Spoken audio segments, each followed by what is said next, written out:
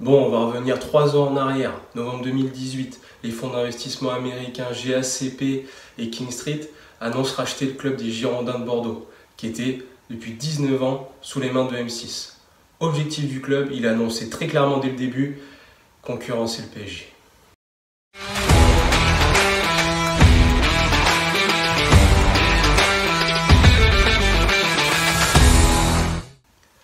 Bonjour et bienvenue, je me présente, je m'appelle Alexandre et aujourd'hui on va évoquer le cas des Girondins de Bordeaux. Bon, on va faire un constat sur les 2 ans et demi qui se sont passés avec les fonds d'investissement américains GACP et King Street. Souvenez-vous, il y a eu une gestion complètement désastreuse, une masse salariale qui a explosé, des résultats sportifs vraiment pas terribles, 14e en 2018-2019, la saison interrompue par le Covid, ils étaient 12e. Et puis tout simplement un déficit qui cesse de croître et qui est estimé à environ 50 millions d'euros au moment où ils partent. De plus, des supporters du COP des Ultramarines interrompent un match contre Nîmes en décembre 2019 et puis également ils vont pénétrer au centre d'entraînement du Haillan lors de l'été 2020 pour montrer leur mécontentement à l'égard des dirigeants. Et ça entre nous, c'est pas bon signe. La situation devient très tendue en cette fin de saison et elle va paraître tout simplement interminable pour le club et puis pour ses supporters. Souvenez-vous, ils finissent 12e en gagnant leurs 2 derniers matchs, ce qui les sauve car ils finissent à seulement 5 points du 18e. Autant dire qu'ils ont eu chaud. Vraiment très chaud. Au moment de l'annonce de son retrait du club de la part de King Street, plusieurs légendes du club comme Alain Giresse, Elibo ou encore Christophe Dugarry n'hésitent pas à fustiger les fonds d'investissement américains et carrément à les tacler.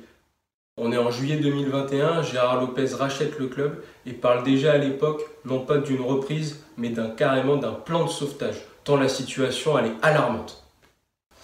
Il nomme au poste de directeur technique Admar Lopez. Vous savez, c'est celui qui était sous Luis Campos quand il était à Porto et plus dernièrement à Lille. Ensemble, ils vont prendre des mesures. Ils ne vont pas renouveler certains contrats. Je pense à Atem Ben Arfa, Sabali, Poungé, Depréville ou encore Benito. Ils vont tout simplement également rajeunir l'effectif. Il y en a grand besoin. Lors de la dernière saison, l'effectif était le 3e plus vieux du championnat lors du 11 titulaire. Ils vont également vendre certains joueurs. Thomas Basic à Lazio de Rome pour 8 millions d'euros, encore Yacine Adli au Milan AC pour 10 millions d'euros, ils vont du coup récupérer pas mal de fonds. Et le but sportif, l'objectif, déjà pour cette première saison, c'est de finir dans la première partie de tableau et dans 3 ans, tout simplement, retrouver l'Europe. Autant dire qu'il est ambitieux notre ami Gérard. Il annonce que les résultats sportifs et la vente de joueurs vont permettre au club de combler le déficit. Quelques jours plus tard, Vladimir Petkovic, qui est alors sélectionneur de la Suisse et bourreau de l'équipe de France lors de l'Euro 2021, devient l'entraîneur des Girondins de Bordeaux et prend la place de Jean-Louis Gasset.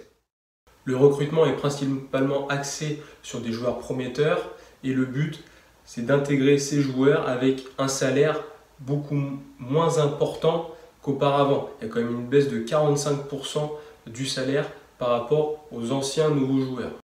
Donc ils vont recruter des joueurs comme Dilrosun, Greg Gersen, je pense à Ellis, Mensah, Pembele du Paris Saint-Germain, Onana aussi, Fran Sergio, et puis enfin Yacine Adli également qui est prêté toute la saison par le Milan AC.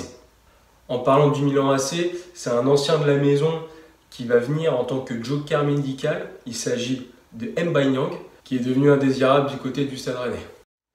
Malheureusement pour le club et ses supporters, les journées se suivent et se ressemblent. Au soir de la 19e journée, le club est 17e avec seulement 3 victoires, 8 nuls et déjà 8 défaites. L'équipe est quand même la pire défense du championnat avec 43 buts encaissés. Autant vous dire que ça fait déjà plus de 2 buts par match.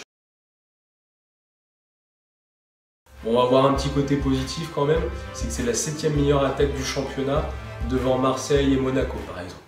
Le jeu proposé est beaucoup trop brouillon, l'équipe manque de stabilité et en plus de ça, les joueurs cadres comme Koscielny ou Costil ne répondent pas du tout présent. On va évoquer les 7 derniers jours qui se sont passés, même allez, ces 10 derniers jours.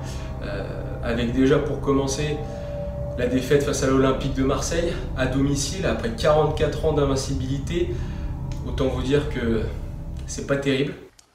Même pas du tout. Après, je vous avoue, je suis pour Marseille, donc je suis soulagé.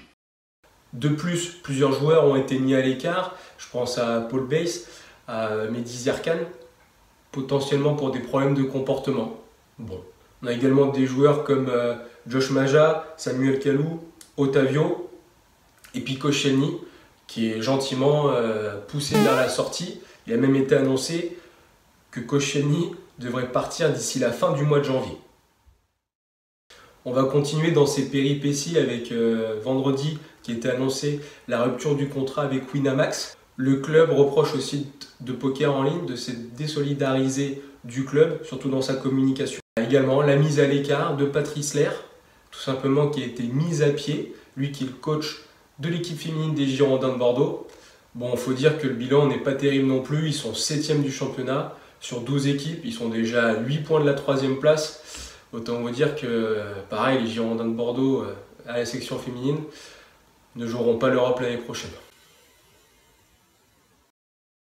Concernant les joueurs écartés, je trouve ça dommage de ne pas s'appuyer sur des joueurs comme Josh Maja, Mehdi Zerkan ou encore Samuel Kalou. Bon, Samuel Kalou a été annoncé du côté de Watford en Angleterre. Mehdi Zerkan avec ses problèmes de comportement, on verra ce qu'il en suit.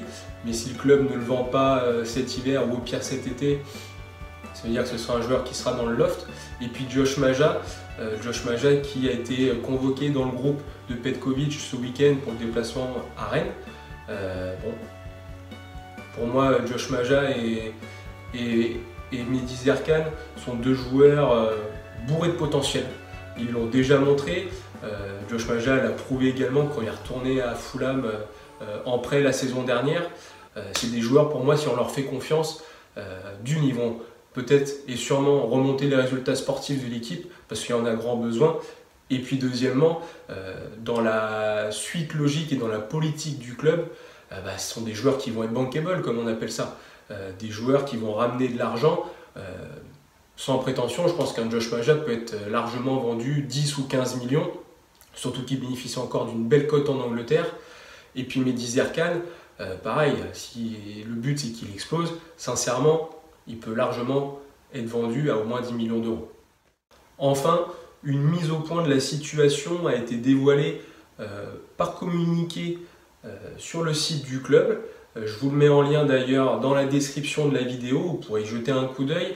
Vous verrez, il parle de la situation économique, il parle également modernisation du club et de la professionnalisation du club. Il est également évoqué un nouveau centre d'entraînement qui est évalué à peu près à 1 million d'euros.